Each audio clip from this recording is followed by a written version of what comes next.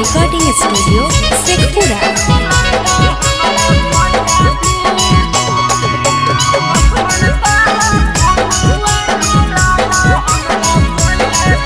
Mix by Shailendra बाबू।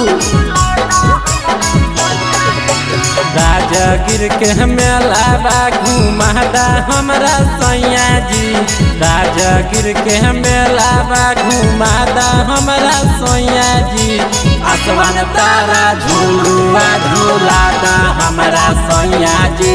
आसमान तारा झूलुआ झूलादा हमरा सैया जी। राजगीर के मेला बा घुमादा हमरा सैया जी।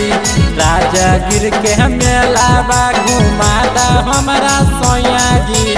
आसमान तारा झूलुआ झूलादा हमरा सैया जी। आसमान तारा झूलुआ झूलादा हमरा सैया जी। मिक्स बाय शैलेंद्र बाबू।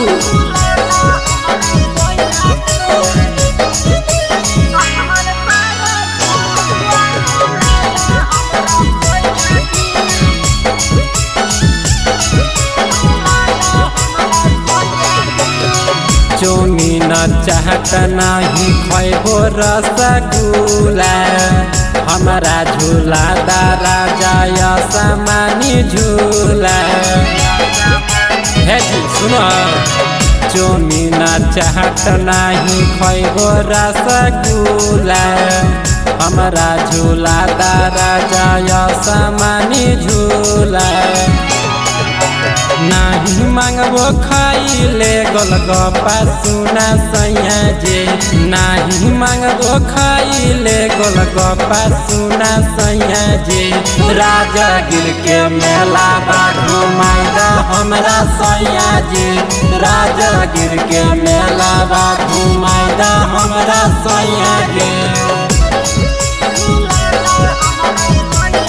माँ प्रतिमा रिकॉर्डिंग स्टूडियो शेखपुरा।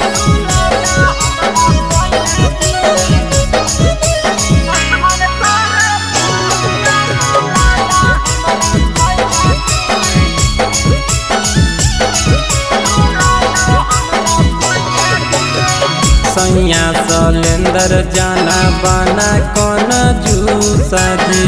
सब देवी देवता एलखिन चला होके खुश जी।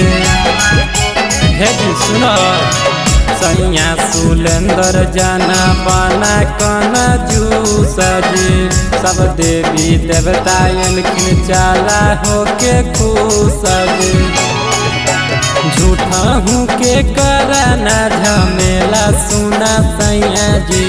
झूठा हूँ के कराना झमेला सुना सैया जी। राजगीर के मेला बा घुमादा सुना सैया जी। राजगीर के मेला बा घुमादा सुना सैया जी। सुनो जी, जन करा बहाना 3 साल पर एक बार लगबे करो और उकरम तो बहाना करो। चलो कोई बहाना नहीं चलता।